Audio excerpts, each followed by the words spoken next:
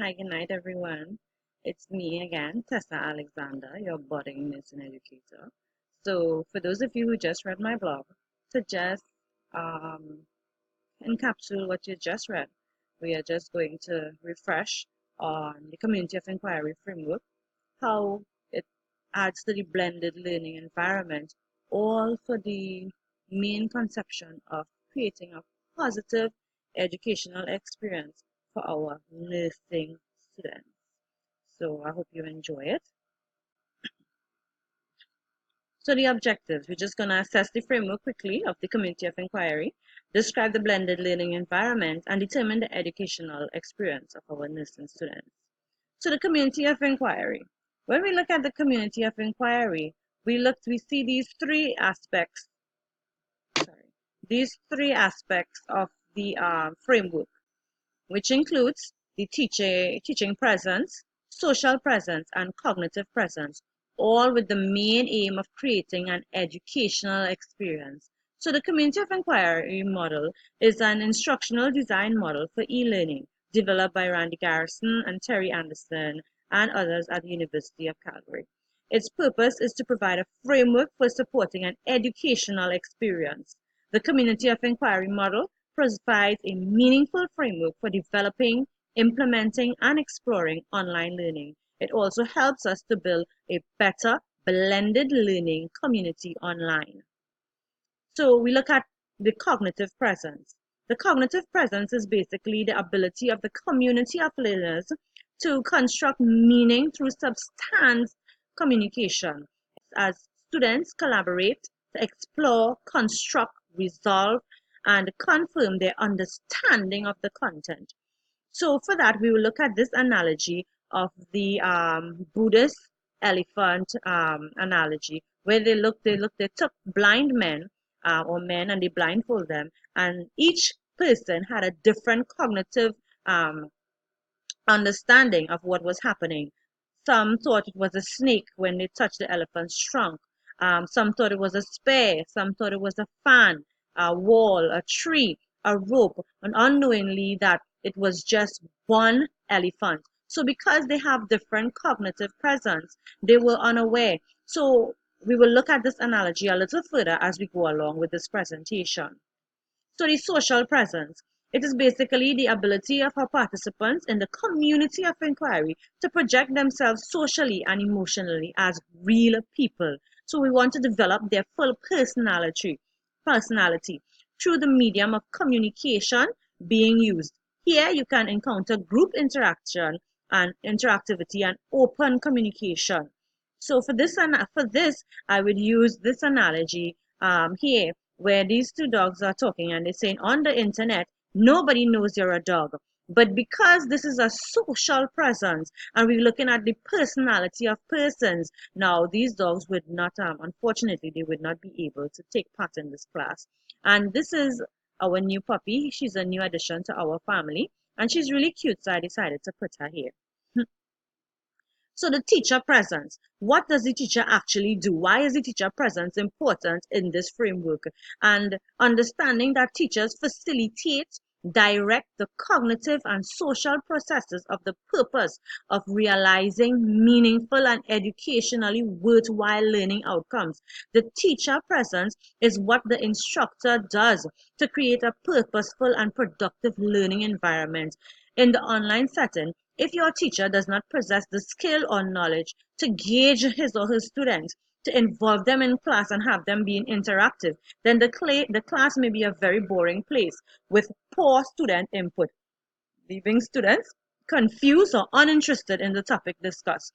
So, for example, as we go back to the analogy of the elephant, because the teacher cannot gauge his or her students, the teacher might be able to have the skills to create a purposive and productive learning environment. You know, some teachers might just want to come and deliver the lesson, but if the teacher cannot relate the lesson to his or her students and involve each and every one and all of her students in the class, then the classroom really could be a very boring place. And then we will have a lot of blind men thinking that this same one elephant, which is the one content, is many different parts and none is correct. So the teacher must be able to have those skills to bring meaningful and educationally worthwhile learning outcomes, because remember, this framework is really aimed at ensuring that the students get a meaningful experience, a learning experience. So the teacher, he or she must be multi-talented, multi-skilled, and as we looked at and we discussed in blogs before, the roles of a nursing educator, how many things that this nursing educator must be able to do to communicate. So there now we can see that the community of inquiry, each aspect comes to play here, where the teacher in presence, the teacher facilitates and direct, they support, they create a social climate, support the content, understand that the social presence, the affective presence, so you're not just only delivering the content to your students, but you're having a good communication with them. You're ensuring that your students not only communicate with each other, but also communicate with you. And you as a teacher would want to ensure that these students doesn't go away from the class with any misconceptions, any unknown or lack of knowledge because of your lack of explanation as a nursing educator, and as well as the cognitive presence. The students should not only understand what you're teaching, because we don't want students to just regurgitate what a teacher is teaching.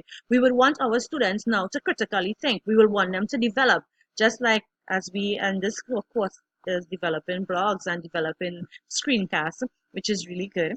So this is what we as nursing educators will want for our students, because remember, the main aim is creating an educational experience, and we would want to have our students to have a nice, a good, a productive educational experience. So when they too go out in the field, they could teach not only them or their colleagues, themselves, but the good patient teaching as well. So relating it now to the blending learning environment, well, we understood because the blended learning environment, as we discussed in our blogs before, is a bit of online learning and face-to-face learning. So with the blended courses, it designs involve instructor and learners working together in mixed delivery modes, typically face-to-face and technology mediated, to create a more personalized learning environment. The aim at accomplishing a positive learning outcomes that are supported through assignments. You will want to give them activities and assessments appropriate and meaningful to the learner. So I just want to leave you with two things. John Jury, and one of the master's educators, he said that if we teach today students what we were taught yesterday, we rob them of tomorrow. So, for example, I was using an example, because nurses long ago would boil urine. They would come to work one day and one nurse would be boiling urine, or one nursing assistant will be boiling urine for that entire day. And that will take an entire process. So now, because we don't want to teach them that, although yes, that was important at that time. Today, we just take less than 5 minutes, less than 2 minutes to just use a urine dipstick and just test the strip to see if our patient has pH, glucose, how acidic the urine is, and all of that. So we don't want to teach them what we were taught yesterday, which means we will be stuck in yesterday. So if we actually, because nursing is such an evidence-based rich environment where new things are becoming more and more every day, we could now not rob them of tomorrow, but prepare them for advancement, for advanced using advanced technology. And as Socrates states, the way to gain a good reputation is to endeavor to be what you desire to appear. So these are my references.